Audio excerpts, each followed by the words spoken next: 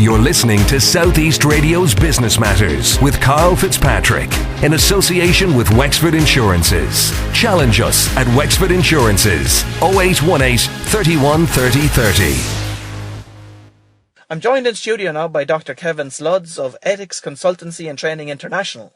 Kevin, how did you become involved in the areas of ethics and corporate social responsibility? Well, it really goes back, Karl, to my student days. I studied philosophy and particularly applied ethics in Trinity College in Dublin and in UCG in Galway. And I've also taught in the National University of Ireland in Maynooth. And these are topics, the applied ethics topic was always very interesting to me because it linked theory, with practice. And I think within the business arena that has particular relevance, more and more so actually as the decades have passed, over the last 20 years since I began. So corporate social responsibility, for those that wouldn't be familiar with the subject, what's it all about? Well, chiefly, I suppose the emphasis is on the social responsibility side. Corporate is a little old hat at this stage insofar as it applies to all businesses, really. And the emphasis is on recognising that any business doesn't work in a vacuum. You're linked within a community and more broadly within a society, and then, of course, globally you're connected.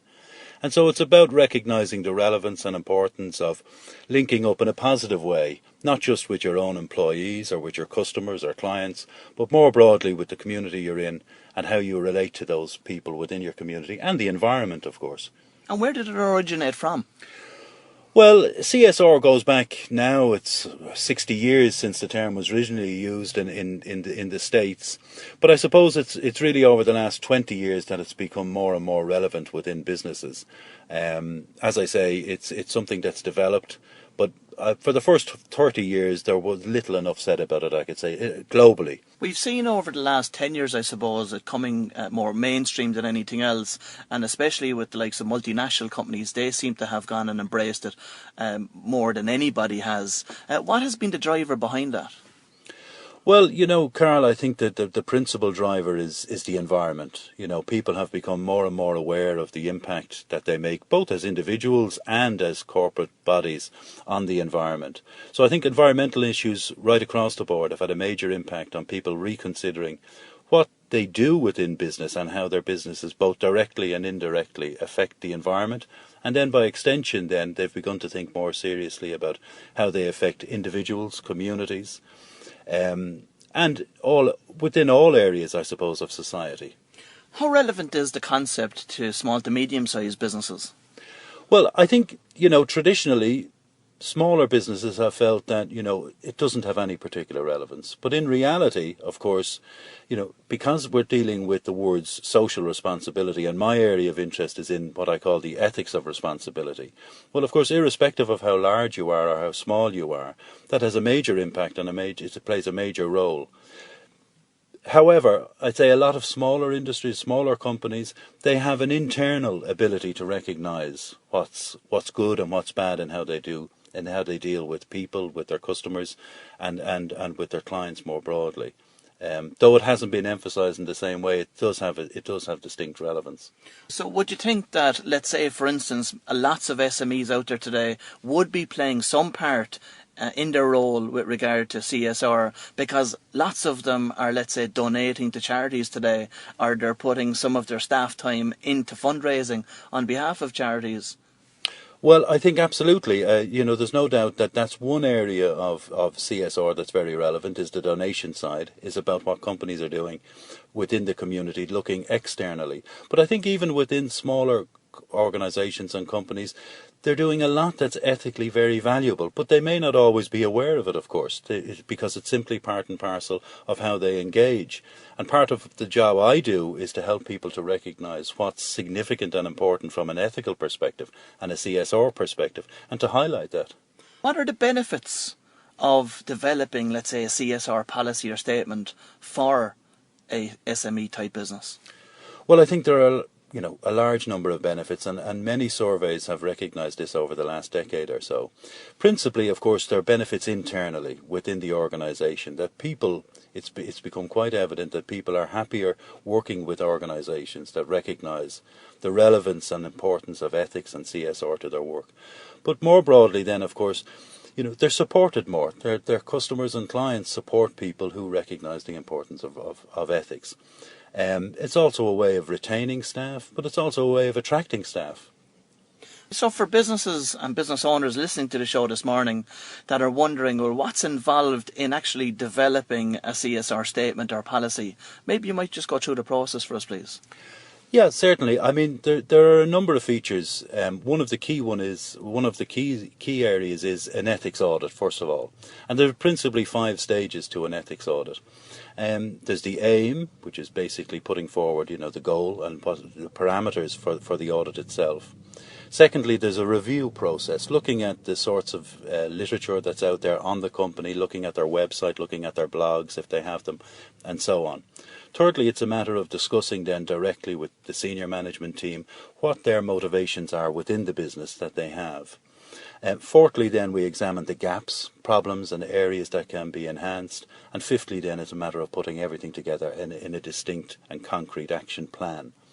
So they would be the first steps, I think, that are most crucial to any organisation who wants to engage in CSR.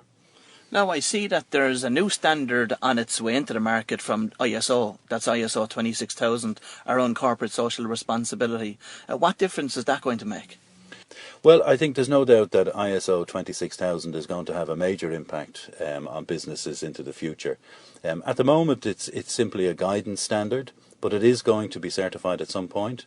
And those companies who are progressive in relation to ethical issues and in relation to CSR in particular recognise that as defining themselves as distinct, as reprofiling themselves for some of them, it becomes more and more important to engage in a standardisation, or in a standard, I should say, that has concrete guidelines in relation to how companies should treat not only externally, not only their customers and clients, but also internally, how colleagues should be engaged and ethical issues more broadly. Kevin, certainly from my perspective, I'm familiar with the terminology behind corporate social responsibility, and over the years I've read lots of articles about it. Lots of them, I have to say, conflicting. Do you find that there's sometimes a misunderstanding out there in relation to corporate social responsibility, and that the jargon itself confuses people? Well, I think you've raised a very important issue, Karl, which is, the whole issue of terminology. There's no doubt that, businesses generally, when they're talking about ethics, when they're talking about CSR, will refer to the same sorts of terms. You'll hear companies talk about honesty, trust, integrity, respect, probity, and so on. But the reality is that when you try to bore down a little more deeply and say, well, what are these terrific values and terms built on? Many companies have no idea. In other words, they're free-floating. They're just terms that sound good, but they have no clear manifestation in behaviour. It doesn't change behaviour. And if CSR is going to be meaningful, it has to be meaningful in the sense that the terms are based on something concrete, and those concrete terms then have a direct impact on behaviour. That's interesting. Now tell me, from a governmental perspective, what's the government's viewpoint in relation to CSR? Are they doing anything to support it and to drive it forward? I suppose the reason I raised that issue is because, international aid, Ireland is paying out an awful lot of money internationally each year to support less fortunate economies, and in some of those economies there's issues of corruption and unstable governments and that. So I'm just wondering what the government's viewpoint is on this topic. Well, I think, as I understand it, the government are certainly supportive of the principle, and there's no doubt that they recognise that CSR has relevance. But again, it goes back to some of our earlier points. I think that there's a greater degree of knowledge needed, both at a governmental level and at individual company level, as regards what exactly ethics is, because CSR is an ethical issue, and all too often I think people regard it as being part of simply business ethics, which is a rather vague term in my view, when in fact we should be talking about ethics in business. So I would encourage government to look again at what CSR is in concrete terms and delve a little more deeply in order to ensure that when companies and organisations engage, they're engaging genuinely, sincerely, both for themselves, of course, but also more broadly for the community and for society. Kevin, I know that you also have an international dimension to the work you do as an ethicist, and in the next couple of weeks you're heading out to India. Tell me about the nature of that particular project. Well, yes, Carly. I mean, I've travelled a bit around the world in relation to this topic, and India is an exciting one. I've been invited out there to Bangalore to give a number of talks on workshops on the area of CSR to a number of chambers of commerce and individual companies. And I think it's part and parcel of recognising that CSR, when you're thinking seriously about it, you must think, beyond national levels or beyond national boundaries, because the influences and the studies and the work that's going on globally has a direct effect on what's happening here in Ireland, and equally what we're doing here in Ireland can have an effect on the international arena. And so it's exciting, and it's going to be working directly with senior management teams out there on their own CSR policies, on the importance of ISO 26000, and more generally on the fundamentals of ethics in business. You're listening to Southeast Radio's Business Matters with Karl Fitzpatrick in association with Wexford Insurances. Think Wexford Insurances for your business insurance.